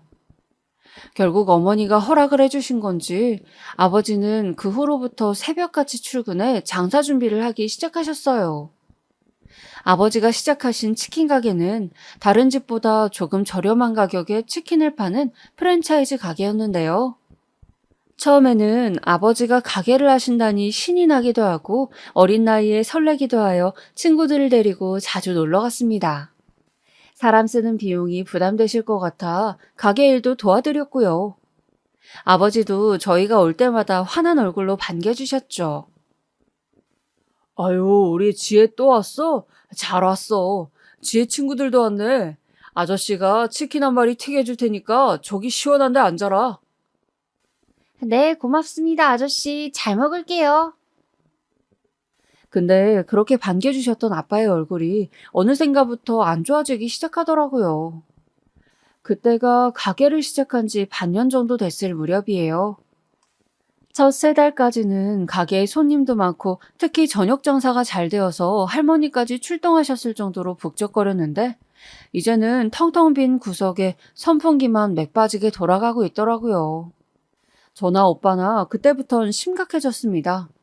아버지가 이 가게에 얼마나 정성을 들이셨는지 열정적이셨는지 알고 있었기 때문이죠. 특히나 가족의 반대를 물리치고 대출까지 껴서 차린 가게였으니 그 자괴감과 죄스러움이 얼마나 크실지 상상이 갔습니다. 아버지는 더 큰 빚을 지지 않기 위해 결국 가게를 폐업하셨지만 차마 가족 앞에서 고개를 들지 못하셨습니다. 미안하다. 내가 죄인이다. 내가 미안해. 아버지는 그 말씀을 하시며 어머니 앞에서 엉엉 우셨고 할머니는 그런 아버지를 말없이 토닥이셨을 뿐이었죠. 저도 그날이 기억이 납니다. 몰래 이불을 뒤집어 쓰고 아버지의 울음을 따라 함께 울었거든요. 마음으론 힘내라고 말씀드리고 싶었는데 그마저도 아버지께 짐이 될까봐 말하지 못하고 그저 속이 상해 눈물만 토해냈습니다. 다행히 아버지는 어떻게든 빚을 갚고 다시 시작해야겠다고 생각하셨는지 금방 기운을 차리셨어요. 그러면서 막노동도 하시고 가끔 시간이 날 땐 대리기사 일도 하시면서 계속 돈을 버셨습니다. 아버지도 나이가 드시니 전보단 분명 힘들어 하시는 기색이 역력하셨는데 그래도 저희 앞에선 장난도 치시고 농담도 하시면서 웃음을 결코 잃지 않으셨어요. 아마 저희가 걱정하는 거 아니까 그래서 더 그러셨을 거예요.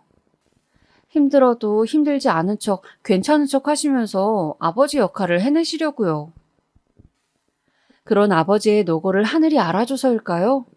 힘들었던 저희 집에도 좋은 일이 생겼는데요. 바로 저희 오빠가 전액장학금으로 대학에 입학을 하게 된 것이에요.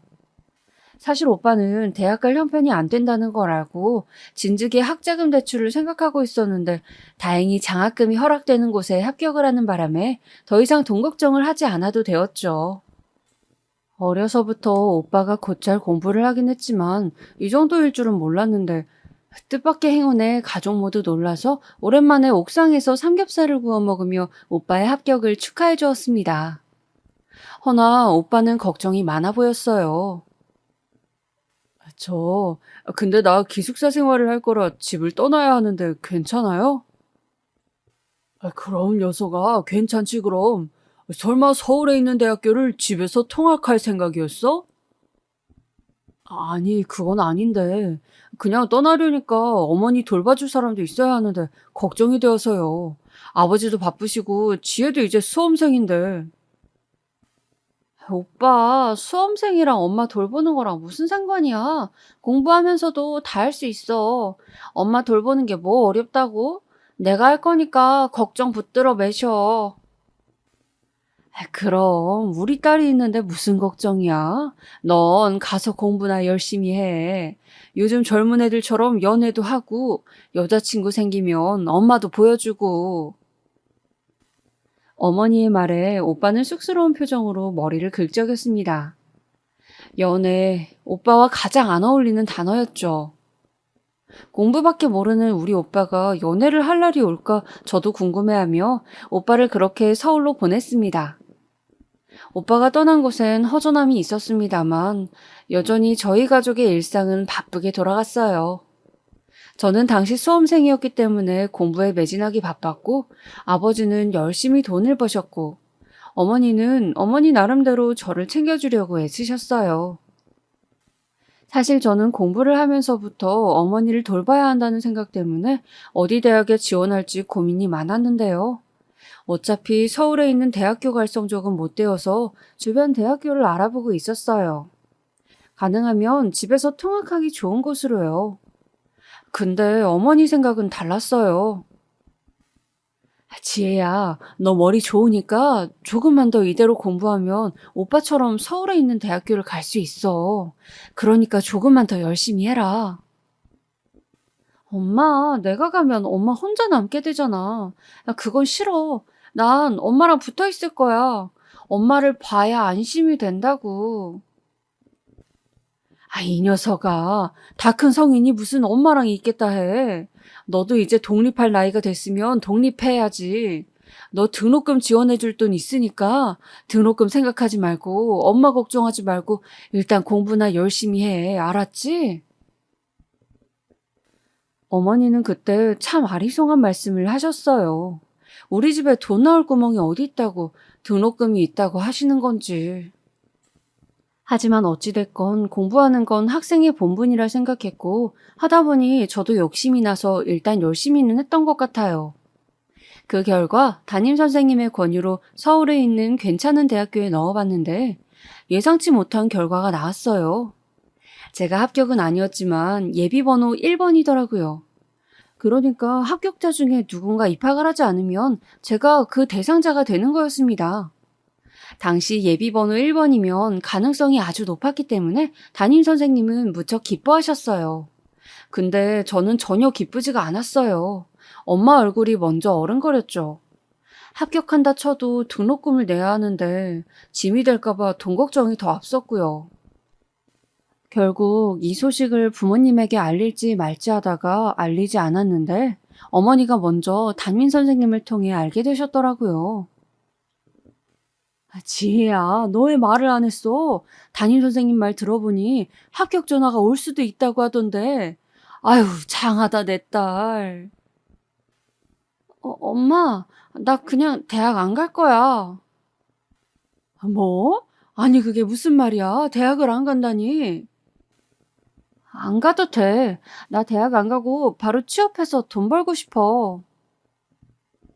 거기다 얹혀진 저의 폭탄 발언에 어머니는 더욱 놀라셨죠.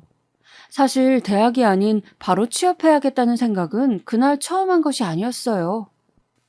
오래전부터 대학과 취업을 두고 고민해 왔었는데 막상 눈앞에 보인 대학 등록금을 보니 이 돈을 갚으며 살 바에야 차라리 취업을 해서 집안의 보탬이 되어야겠다는 생각이 확고해졌어요.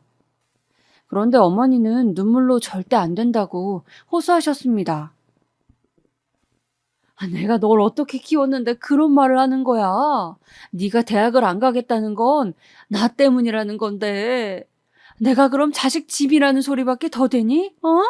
엄마 마음 생각해 주는 건 고맙지만 그건 엄마가 바라는 게 아니야. 엄마가 바라는 거 아직도 모르겠어?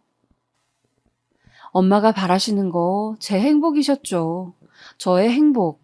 그래서 제가 지고 말았어요. 추가 합격 전화를 받고 난 후 어머니가 주신 등록금으로 학교를 등록했고 집을 떠났으니까요. 근데 어머니께 이 돈이 어디서 난 건지 궁금해 물어보니 할머니께서 예전부터 저희 대학 가면 주시려고 조금씩 국가에서 나오는 돈을 모아놓으셨다고 하더라고요. 그 돈이 얼마나 된다고 먹을 거 아껴가면서 손주 위에 모으셨단 소리에 그만 눈물이 터져 더 걸을 수가 없었습니다. 허리가 많이 아프셔 이젠 움직이지 못하는 할머니에게 전화해 너무 감사해요 할머니라는 말을 전하고 나서야 겨우 발걸음을 떼었죠. 대학교에 들어간 이후에도 저는 2주에 한 번씩 꼬박꼬박 집에 내려왔습니다. 어머니를 보기 위해서였죠. 사실 더 자주 오고 싶었지만 대학교에 와서 해야 할 과제 양도 상당히 있기 때문에 2주에 한 번이 최선이었어요. 고향으로 내려가는 시간은 지루하긴 했지만 가족을 본다는 생각을 하면 버틸만 했어요. 그러다 고향이 같아서 함께 내려올 수 있는 이성 친구 한 명을 사귀게 되었는데요.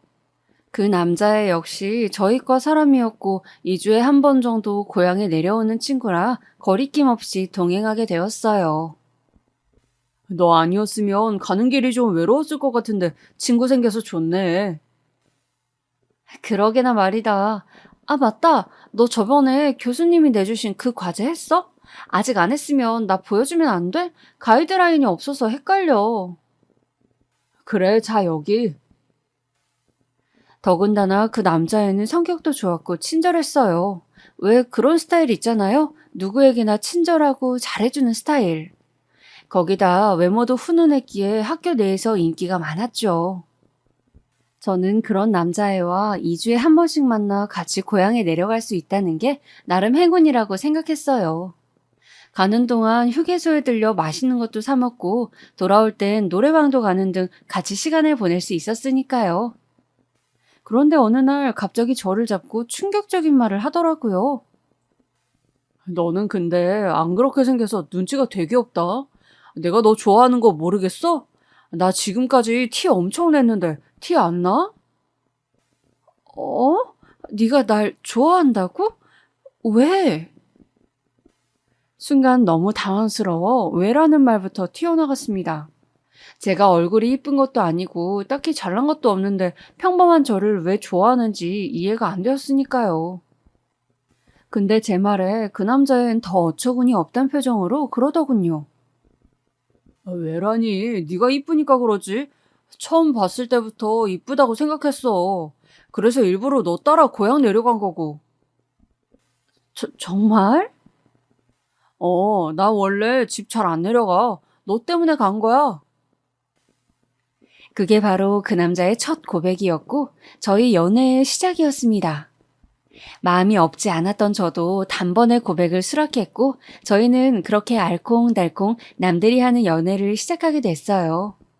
저는 사실 이 남자가 첫 연애라 낯설고 뭘 해야 하나 잘 몰랐는데 이 남자는 저와 다르게 연애 경험이 많아서 능숙하더라고요. 어수룩한 저를 잘 이끌어주고요. 덕분에 저도 연애의 맛을 알아가기 시작했죠.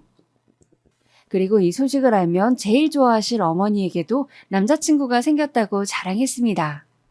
역시나 어머니는 한번 데려오라며 난리였어요. 알았어. 언젠가 꼭 보여줄게. 꼭이야, 꼭. 우리 딸 남자친구 너무 궁금하네. 잘생겼어? 만나보면 알지. 기대해. 근데 연애를 하니 너무 죄송하게도 가족에게는 소홀해지게 되었습니다. 오빠랑은 같은 서울에 살아서 종종 만나 저녁도 먹기도 했는데 아무래도 지방 사는 어머니와 아버지를 한번 만나러 가면 하루에서 이틀 정도를 쓰게 되니 그 시간에 자꾸 데이트를 하게 되더라고요. 심지어 그렇게 갈게 하면서 거의 2달 가까이를 가지 못한 적도 있었어요. 어머니는 괜찮다고 하셨지만 괜히 죄책감이 들었죠. 그리고 전 몇 달 후 이 일을 두고두고 후회하게 되었는데요. 어느 날 아버지로부터 전화가 왔습니다. 아버지는 잠깐 고향에 내려올 수 없냐고 물으시더라고요. 어머니의 휠체어 바퀴가 빠지면서 언덕을 구르셨는데 그 바람에 크게 다치셨다고 하더군요. 뭐라고? 엄마가? 심각한 건 아니니까 천천히 와라. 하지만 천천히 갈 수가 없었어요.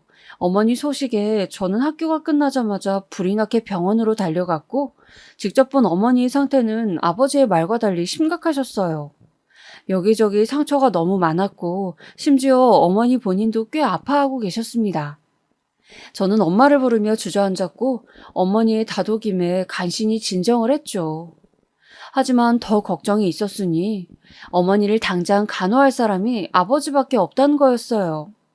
아버지는 매일같이 일을 나가셔야 하는데. 근데 오빠가 제 생각을 눈치챘는지 먼저 그러더군요. 내가 당분간 여기서 어머니 돌보기로 했으니까 너는 돌아가. 오빠 학교는? 나 잠시 휴학했어. 돈도 벌 겸. 등록금 말고도 기숙사에서 생활하면서 드는 생활비가 있잖아. 그거 해결하려고 과외하고 아르바이트 했는데 아무래도 학교 생활하면서 하는 건 한계가 있더라. 그래서 이왕 돈 버는 거 한 학기 휴학하고 많이 벌려고. 어쨌든 오빠가 여기 집에서 살면서 엄마 간호할 수 있으니까 너는 걱정하지 말고 가도 돼.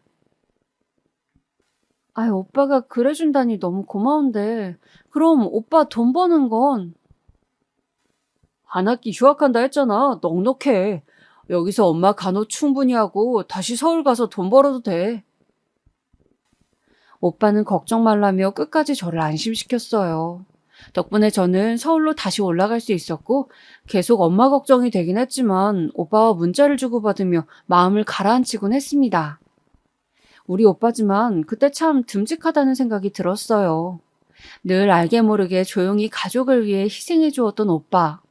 남들은 오빠랑 싸우기도 많이 싸운다고 하는데 어렸을 때부터 그저 우애 좋게 지냈던 걸 생각하면 아마 오빠가 저를 많이 배려해주고 이해해 주었을 거란 생각이 들더라고요.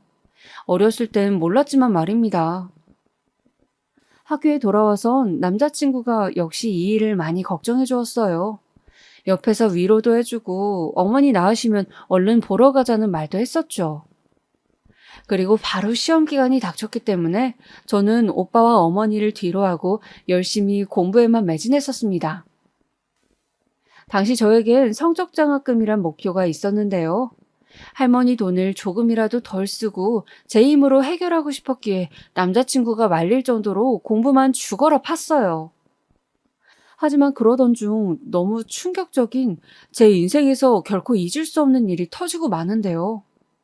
불현듯 새벽에 문자 하나가 와 있었습니다. 당시 저는 시험 기간이라 새벽까지 공부를 했기에 깨어 있었고요. 문자의 내용은 이번에도 아버지로부터 온 것이었어요. 지혜야, 오빠가 많이 위급하구나. 이 한마디였습니다. 어머니가 다치셨을 땐 심각한 거 아니라고 하던 아버지께서 위급하다는 말씀을 하셨습니다. 그 순간 거대한 망치로 맞는 듯한 충격이 가해졌어요. 도착했을 땐 오빠는 수술실에 들어가 있었고 어머니와 아버지께선 기도를 하고 계셨어요. 그때 저는 알았습니다. 오빠의 상태가 무척 심각하다는 것을 몸으로 체감했습니다.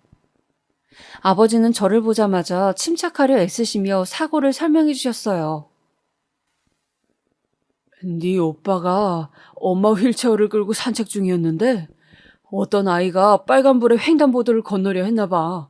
근데 마침 버스가 오고 있고 그래서 네 오빠가 아이를 막으려고 혼자 뛰어나가다가 그만 차 바퀴에 다리가 깔렸단다. 그래서 수술 중이란다.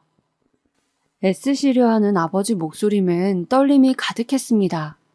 그리고 뒤이어 어머니는 울음을 터뜨리시며 말씀하셨어요. 다 나 때문이다. 내가 산책만 나가지 않았어도 이런 일이 없었을 텐데. 어머니의 울음소리에 머리가 멍해지는 기분이었습니다. 삐 하는 이명이 계속해서 들려왔어요. 오빠의 수술은 꽤나 오래 걸렸습니다. 중환자실에 옮겨지기 전 의사에게 들을 수 있었죠. 오빠의 한쪽 다리를 절단했다는 것을요. 오빠가 영원히 한쪽 다리를 잃은 채로 살아야 한다는 것을요. 마취에서 깨어난 오빠를 처음 맞이한 건 저였습니다. 오빠. 지혜야, 혹시 나 다리가 없니? 다리가 보이질 않아. 저는 그 말에 아무 말도 할 수가 없었어요. 그저 울기만 했고 오빠는 그제야 알아챈 듯 했습니다. 오빠는 망연자실한 얼굴로 자신의 없어진 다리를 바라보았습니다. 제가 오빠라고 부르자 울음을 겨우 삼키는 모습을 보였죠. 그리고 제가 이 소식을 어머니와 아버지에게 전하자 어머니는 오열하셨고 아버지는 그저 고개를 떨구셨습니다. 오빠는 치료 과정 내내 무척 아파했습니다. 다리가 절단되었음에도 불구하고 계속 다리 부근의 통증을 느꼈는데 그 통증이 심한 나머지 진통제를 맞아야 했습니다. 또한 다리가 썩지 않기 위해 하루에 2번 정도까지도 소독을 해야 했는데 비명까지 지르며 아파했어요. 그 모습을 보며 저희 가족은 모두 피눈물 나는 심정으로 같이 고통스러워했습니다. 무엇보다 오빠는 정신적인 트라우마가 생겼는지 우울감에 아무것도 하지 못했습니다. 먹지 못해 뼈밖에 안 남아있는 상황에서도 다리 없이 살아야 한다는 사실을 받아들일 수가 없다며 벽만 쳐다보고 있었어요. 정신과 치료를 받아도 그대로였죠. 오빠 제발 괜찮아. 한쪽 다리로라도 살 수 있어. 이렇게 말하고 싶었지만 오빠에겐 이 위로마저 그저 참혹하게 느껴질 것 같아서 더더욱 말할 수가 없었습니다. 그나마 이런 상황에서 힘이 되어주었던 건 아버지였습니다. 아버지는 장애를 앓으시는 어머니를 겪으시고 이제 또 장애인이 된 아들까지 둔 상황이셨지만 그럼에도 희망을 놓지 않으셨습니다. 가족이 다 같이 아파하는 건 원하지 않는다고 저라도 건강하고 힘내야 한다며 늘 저를 꼭 안아주시곤 했어요. 아마 아버지가 아니었더라면 우리 가족 모두 너무나 힘들어했을 겁니다. 그렇게 오빠가 일반 병실로 옮겨지고 다시 집으로 돌아가기까진 6개월 정도가 걸렸어요. 저는 휴학을 하고 오빠를 계속 집에서 돌보았습니다. 씩씩하고 의젓하던 오빠가 우울증으로 말도 잃고 아무것도 못하는 모습을 계속 지켜볼 수가 없었어요. 그래서 일부러 오빠 옆에서 제잘제잘 말도 걸고 의족차고 걷는 연습도 시키곤 했습니다. 오빠, 오늘 밤 공기가 무지 좋아. 우리 한 번만 걷자, 어? 나가기 싫어. 다리 아파. 그래도 내가 이렇게 부탁하는데 싫어? 한 번만. 오빠를 어떻게든 밖으로 끌어내기 위해 많이 노력했어요. 오빠를 끌어내야지만 오빠가 망가지지 않고 살 수 있을 것 같았어요. 또 의족을 차고 걷는 것에도 꽤 많은 연습이 필요했기에 옆에서 오빠가 넘어질 것 같으면 붙잡아주며 그렇게 오빠와의 시간을 보냈었어요. 이때 아버지와 어머니도 오빠와 함께 하셨습니다. 오빠 잘하고 있어. 조금만 이쪽으로 걸어와봐. 힘들다. 많이 힘들었지? 여기 음료수 마셔봐. 아이고, 잘했다, 우리 아들. 어제보다 훨씬 잘 걷네. 어머니께선 자기도 장애인이 된 마당에 오빠까지 장애인이 되었다며 남모르게 정말 많이 우셨지만 적어도 오빠 앞에선 울지 않으셨어요. 오빠가 슬퍼하는 걸 원하지 않았기 때문에 강인한 모습을 택하신 거였죠. 그래도 얼마나 속으로 많은 눈물을 삼키셨을지 생각하면 아직도 가슴이 미어지죠. 오빠는 다행히 가족들의 노력과 사랑으로 다시 일어섰습니다. 마치 걸음마를 배우는 아이처럼 처음엔 넘어지고 허둥거리고 정신도 온전치 못했지만 어느 순간부턴 의족에 적응도 했고 다시 사회에 나가고 싶단 말도 했습니다. 그러던 어느 날 오빠가 이런 말을 하더라고요. 나 사회복지 쪽으로 전공을 바꿔서 공부를 해보려고. 자격증도 그쪽으로 따고. 사회복지? 내가 장애인이 되어보니까 깨달은 게 많아. 내 경험을 바탕으로 공부를 하면 장애인분들에게 더 많은 도움이 될 것 같아. 그때 오빠는 참 멋졌습니다. 자기가 당한 사고만으로도 분명 억울하고 분할 텐데도 이걸 이겨내어 이젠 다른 사람들을 돕는 걸로 승화시키다니. 나라면 과연 저런 상황에서 오빠 같은 선택을 할 수 있었을까 하는 의문마저 들었습니다. 어찌됐든 오빠는 의족을 차고 다시 학교로 돌아갔고 전공을 바꿔 다시 공부를 시작했어요. 그리고 저는 학교를 다시 복학해 졸업까지 했고요. 남자친구와 저 모두 직장을 구해 무사히 취직을 할 때까진 다행히 집안엔 별일이 없었습니다. 오빠의 사고 이후론 새벽에 문자나 전화가 무섭고 혹시나 무슨 일이 생기는 건 아닐까 하는 불안을 달고 살았거든요. 그런데 직장에 취직해 안정적으로 자리를 잡고 나니 남자친구가 슬슬 결혼 이야기를 꺼내더라고요. 우리 사귈 만큼 사귀었고 만날 만큼 만났는데 이제 슬슬 서로 부모님도 뵙고 같이 사는 건 어때? 딱히 거창하진 않았고 자연스럽게 이야기하다 나온 대화였어요. 저 역시 남자친구와 오래 사귀면서 이 사람이라면 결혼해도 되겠다 정도의 신뢰를 가지고 있었기 때문에 그러자고 하곤 그때부턴 결혼 준비를 시작했죠. 다만 돈을 조금 더 모아놓고 결혼을 하고 싶었기 때문에 1년 후로 날짜를 바꾼 결혼을 준비해 나갔습니다. 결혼 준비는 딱히 스트레스 받거나 어렵진 않았던 것 같아요. 결혼식에 대한 환상 같은 게 없는지라 인터넷으로 이런저런 정보를 알아가며 조촐한 결혼식을 준비했거든요. 어쨌든 두 사람이 마음이 맞아 하는 결혼이니 가족들과 가까운 지인들 정도만 모셔놓고 하고 싶었습니다. 남자친구도 이에 동의했고요. 근데 예비시댁에서 이 문제를 가지고 반대하고 나왔는데요.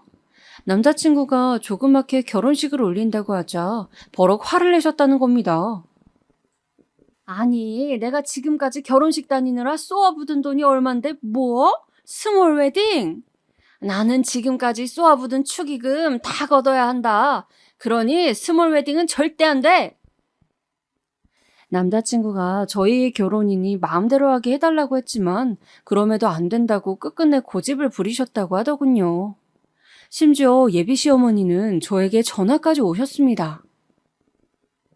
저기 내가 듣기로는 요즘에 스몰 웨딩인지 그것도 돈이 꽤 든다는데 그럴 바엔 크게 하는 게 어때요? 우리 애한테 들었겠지만 내가 걷어야 할 돈도 있거든. 부탁 좀 할게요. 아, 네, 알겠습니다, 어머님. 예비 시어머니라는 분이 저에게 직접 저렇게 전화까지 걸어 말씀하시는데 감이 안 된다고 말할 수가 없었어요. 그래서 저희는 바로 스타일을 바꿔 예식을 진행했습니다. 그리고 상견례도 서둘러 잡으라는 말에 상견례까지 속전속결로 예약했습니다. 아마 그때부터 조금씩 일이 헝클어진다는 느낌을 받았던 것 같아요. 대망의 상견례 날 저는 최대한 단정한 옷을 입고 어머니와 아버지, 오빠와 함께 상견례장으로 들어갔습니다. 어머니도 상견례라 하니 소녀처럼 설레하셨고 오빠도 마찬가지였어요. 오히려 제가 가장 담담했던 것 같아요. 그런데 상견례장에 들어온 순간 예비 시어머니와 시아버지가 일단 무척 놀라셨습니다. 정확히는 저희 오빠와 어머니를 보고서죠. 시어머니는 휠체어에 시선을 한 번, 오빠의 의족에 한 번 시선을 두더니 입을 다물지 못하더라고요. 안녕하세요. 네, 앉으시죠. 그때까지만 해도 저는 남자친구가 당연히 저희 집안에 대해 대충은 말했을 거라 생각해서 왜 당황해 하시는지 이해할 수가 없었습니다. 근데 남자친구 표정을 보니 알겠더라고요. 말하지 못했다는 것을요. 왜 말하지 못했는진 그 다음에 알게 되었습니다. 어김없이 상견례다운 대화가 오가야 할 상견례장에선 침묵만이 흘렀습니다. 예비 시어머니가 대놓고 한숨을 푹푹 쉬고 있었거든요. 아이. 그 한숨 소리에 오빠가 인상을 찌푸리더니 제게 조용히 문자를 보냈어요. 지금 이 분위기 뭐냐고요. 어머니를 보니 어머니는 이미 손을 조금씩 떨며 불안해하고 계셨습니다.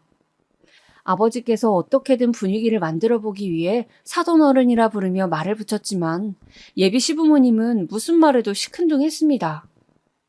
그러다 잠시 후 이 침묵을 견디지 못하고 오빠가 화장실을 간다며 일어났는데 새로 바뀐 의족이 불편한 건지 조금 이상하게 걷더라고요. 그래서 아버지가 급히 부축해 주려고 일어나셨습니다. 그때 시모의 속삭임이 들려왔죠. 바로 앞에 있는 남자친구에게 한 말이었는데요. 한 집에 다리병신이 한 명도 아니고 두 명이라니 왜 저런 사람들을 상견례장에 오게 했어? 그 속삭임에 남자친구는 얼어붙어 버렸고 오빠 역시 나가지 못한 채 그 자리에 못 박힌 듯 서 있었습니다. 어머니는 눈물이 맺혀 고개를 떨구고 계셨죠. 무슨 말을 들은 건가 싶어 예비 시어머니를 보았지만 뻔뻔스럽게 눈을 치켜뜨고 있더군요. 엄마 왜 그래? 미쳤어? 내가 뭐 틀린 말 한 거 아니잖아. 다리 병신들은 상견례장에 오게 하는 거 그거 너무 무례한 거 아니니? 사람이 예의라는 게 있고 격이라는 게 있는데 말이야. 지금 뭐라 하셨습니까? 못 들은 거 아니잖아요. 피곤하게 왜 또 물어요? 그러니까 예의를 좀 지키시지 그러셨어요. 딸 앞에 두고 민망스럽지도 않아요? 참 우리 집안 체면도 있는데 솔직히 말해 겸상하는 것도 짜증나네요. 그 순간 충격적인 일이 벌어졌죠. 아버지께서 시어머니의 멱살을 붙잡으셨고 뺨을 올려붙이셨습니다. 예비 시어머니가 정신을 못 차리고 비명을 지르시자 가래침까지 모아 뱉으셨고요. 아버지의 행동에 저희 가족도 잠시 놀랐습니다만 아버지가 나가자며 문을 열자 이내 다 같이 밖으로 걸어 나갔습니다. 저는 가장 먼저 가족들에게 사과부터 했습니다. 엄마, 아빠, 오빠 모두 미안해요. 나 때문에 이런 일을 겪었네요. 아니다. 네가 미안할 게 뭐 있어? 저 사람들이 이상한 거다. 넌 잘못한 거 하나 없어. 아버지께선 그저 저를 꼭 안아주시며 괜찮다고 말씀하셨습니다만 마음속에 죄책감이 가라앉지 않고 출렁거렸어요. 거기다 남자친구는 하루 종일 제게 전화를 하여 만나달라 사정했습니다. 허나 이미 마음이 돌아서 버릴 만큼 돌아선 저는 단도직입적으로 말했어요. 가족과 인연 끊을 자신 없으면 여기서 끝내는 게 맞다고요. 그 말에 남자친구는 아무 말도 못하더라고요. 저 역시 오랜 시간 정들여 사귄 사람인데 이렇게 끝나는 게 아쉽고 안타까웠어요. 하지만 어쩔 수 없더라고요. 그 사람 가족과는 절대 한 가족으로 엮일 수 없었으니까요. 그런데 그 후 예비 시어머니가 될 뻔했던 여자가 저를 찾아왔더라고요. 다시 받아달라면서 말입니다. 이유를 물었더니 자기 아들이 상사병에 걸려 저를 찾고 있는데 가족과 인연이라도 끊을 것 같답니다. 그 말에 대꾸 없이 돌아섰어요. 남자친구가 아픈 건 가슴 아픈 일이지만 저희 가족 역시 만만치 않게 그 여자 말에 상처받았으니 대가를 받아야 한다면 받아야겠죠. 하지만 그 여자는 끈질기게 제가 다니는 직장까지 찾아왔어요. 예, 내가 다시 한번 부탁하마. 너 우리 아들이랑 안 보고 살 수 있니? 쉽지 않을 거 아니야. 그러니까 내가 아량 넓게 니네 그 아픈 가족까지 다 받아준다는 거야. 고맙지 않니? 아량 넓게요? 착각하지 마세요. 제가 받아주지 않는 거예요. 당신과 당신 아들을. 장애인을 보고 비하 발언이나 하는 차별주의자들, 혐오주의자들, 무식하고 더러워서 안 받아주는 거라고요. 그리고 제가 보기엔 저희 가족이 아픈 게 아니라 당신 가족이 아픈 것 같네요. 정신이 병들고 썩었으면 그게 아픈 거지 뭐예요? 뭐야? 정신이 어쩌고 저째? 너 말 다 했니 지금? 이게? 저한테 더 험한 말 듣기 싫으면 그러니까 찾아오지 마시고 전화도 하지 마세요. 제 말에 그 여잔 할 말을 잃고 우두커니 서 있었습니다. 요즘도 그때의 일을 가끔씩 되돌려보곤 합니다. 사실 제가 오늘 쓴 거 외에도 그 여자가 한 말이나 행동들은 훨씬 더럽고 지저분했어요. 떠올리면 힘들 만큼이요. 근데 일부러 많은 공간을 들여 적지 않았습니다. 제 삶의 파괴적이고 부정적인 부분에 집중하기보다는 저희 가족이 어떻게 고난을 극복해왔고 어떻게 견뎌왔는지를 더 알려드리고 싶어서예요. 저희 가족은 이미 아플 만큼 아팠고 충분히 힘들 만큼 힘들었어요. 왜 하필 우리 가족에게 이런 일이 일어났을까 싶을 정도로요. 그리고 함께 그 고난을 이겨나갔죠. 저는 그런 면에서 저희 오빠나 어머니, 아버지 모두 자랑스러워요. 안타깝게도 세상에 장애인 혐오주의는 아직 널려 있어요. 그들은 장애인들을 약자를 혐오하고 비하하고 또 연민이란 명목으로 교묘하게 괴롭히기도 하죠. 하지만 이들에게 맞서는 방법은 저희가 장애를 가진 사람들이지만 얼마나 용기 있게, 얼마나 멋지게 삶을 살아나가는지 보여드리는 거라 생각해요. 저희 가족은 그 누구보다 멋지게 살아나가고 있어요. 어머니도 오빠도요. 마지막으로 편견 없는 세상이 되길 그 누구보다 기원하는 마음으로 이 글을 오빠와 어머니에게 바칩니다. 사랑합니다, 내 가족.